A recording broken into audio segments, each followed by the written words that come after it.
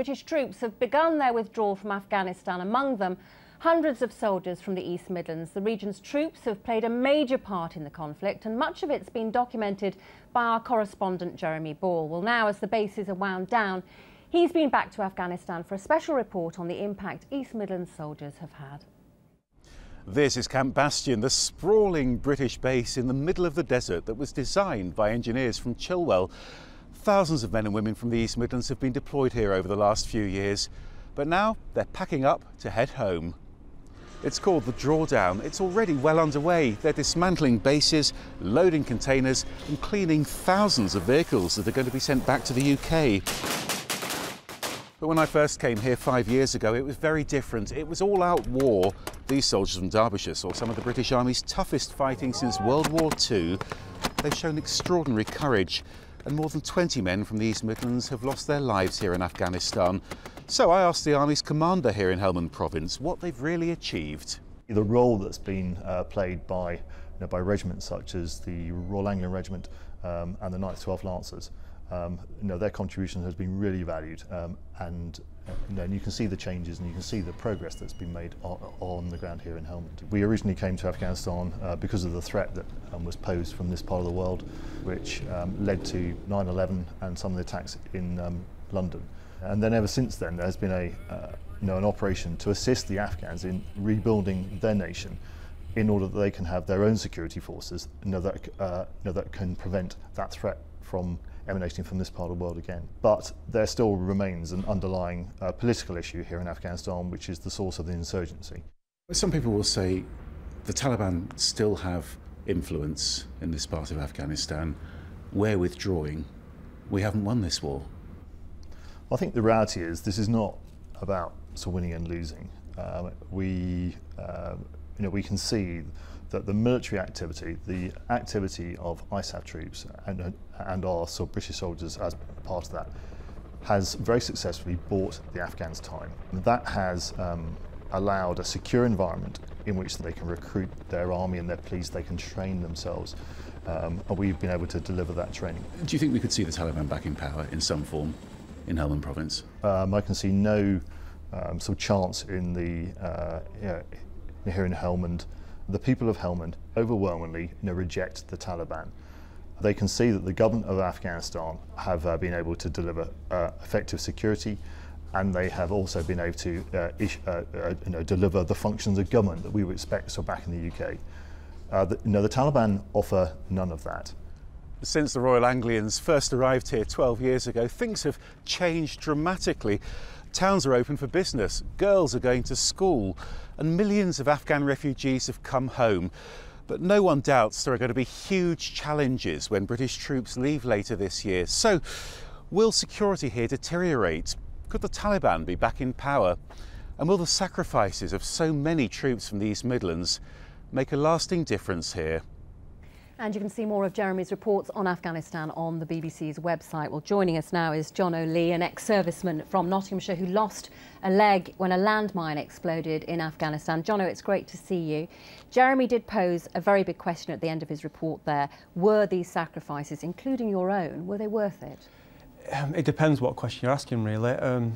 We needed to be out there, Afghan and Iraq, we needed to be out there. The government decided soldiers were to go out there, and at the end of the day that's our job. We do what we're told and we go out there. It's a difficult one, it's a difficult question to answer. Depends who you believe, why we were out there. One person lost is one person too many. And some people would say that we're coming out, but we haven't actually defeated the Taliban. I've got to agree. I would like us to stay out there longer until the job's done, but I can't see the job ever being done, to be honest, and I think it's time that somebody brave enough to hold us the hand up and say it's time to leave. We're never going to complete it properly, so let's leave. Okay. Well, as Jeremy said in his report, Anna, 20 deaths, 20 of our soldiers from the East Midlands have been killed. Was it worth it? I think so, yes. I mean, it's very difficult, isn't it? Because obviously when you're with someone who's lost a son or a loved one or even a friend or a neighbour or whatever, or especially, and then again, when somebody's been injured, especially extremely badly injured, it is always difficult. But I think, on balance, yes, I think we did the right thing. We went in 2001. We know why we went in, which was to see off the Taliban and to reduce hopefully destroy the threat that we'd seen with the 9/11 incident, and we knew that there were whole reason for starting. and that's why we went in, and it was all about the very real threat of terrorist cells that was existing in Afghanistan. And when you talk to some, as I have done, as you can imagine, people who are coming back, and I know it's fair to say people are going to put a good face on the whole of the thing, but one of the things that we have achieved is that there's a much better governance, a much better civil society now within Afghanistan. So when you quite rightly ask the question, will the Taliban come back in? One of the things that we have done is we've enabled the Afghan people themselves to look say, after themselves. you know, we can do this. Margaret, was it the right thing? You were them. in the government that took us into Iraq and into Afghanistan. I think one of the things everybody's tended to forget is that this was a United Nations operation.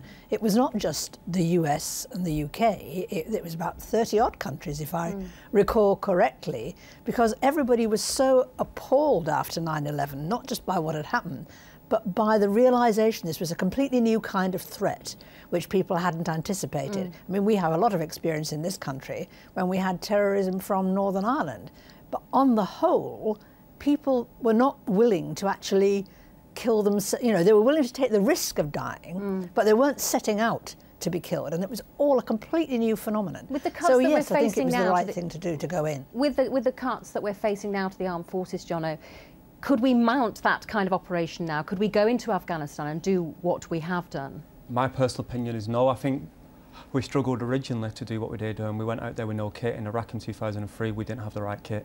Iraq in 2006, yet again, we didn't have enough kit. We were going out on patrol with 3 magazines. In Afghanistan, we had 10,000 rounds when I went out on the... Are the cuts going too far?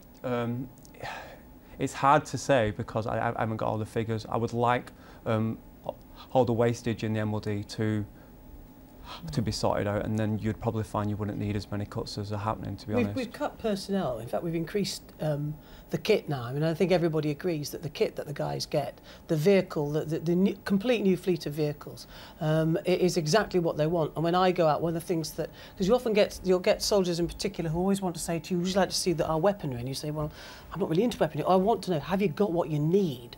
And they say, yes, we have got what we need. But so what about these redundancies and these cuts? We're talking about reducing personnel, right, and the Gedling MP, Vernon Coker, Shadow Defence Minister, said this week that the redundancy programme should be put on pause. He said the cuts will leave us with 8,000 fewer soldiers than we need. Well, Can we be doing this at this time, faced with the problems we have across the world? Well, absolutely. I mean, we've gone through this review. We now look at this week in America, where they too have announced huge cuts. I mean, I'm surprised. I don't know whether Vernon's saying that the next government, if there's a Labour government, will increase defence spending, and the only way you can do it. But have the cuts gone too far, Margaret?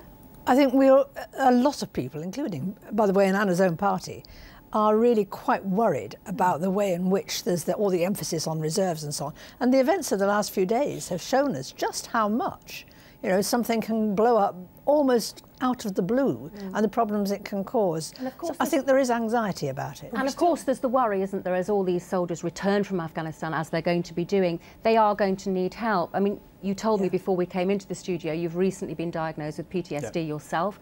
You've got friends who've come back from fighting in conflict, and they're struggling, aren't they? Yeah, the help isn't there, and that's the truth of the matter. The help isn't there. The government aren't helping. Charities have got to step in and do the and do charities what they are there, though, aren't they? But there's is a that lot enough? of charities out there that are struggling themselves. There's a lot of money being pushed into charities, but in the next few years, when it isn't there anymore, and the funding's not there anymore. We've put in tens upon tens of millions of pounds of what the LIBOR fines have gone into the military charities. So forgive me, it's right that, I mean, you know, Help for Heroes will raise 40 million in a year. But did you get the help you needed yourself, Jono? I think so. I think it's really important that charities at the moment do have the money. The fear is that when we withdraw from Afghanistan, what happens unfortunately, then? it will go out of people's mind. That's why we've put this LIBOR funding, guaranteed £10 million. Year on year in perpetuity. Okay. And I have to say, so I think it's really important to say that the majority of our serving personnel and veterans actually have better mental health, but those that don't very, very briefly, need Jono. the help. I've got to disagree. I've got to completely disagree. The help isn't there. The problem soldiers have got that have PTSD is most of the time it happens 5-10 years after leaving the army, and they can't prove it happened during service. It means the help just isn't there. And you wish you had more help? I wish there were more help out there for other soldiers. Okay, well, Jono, thank you very much indeed for joining us in the studio.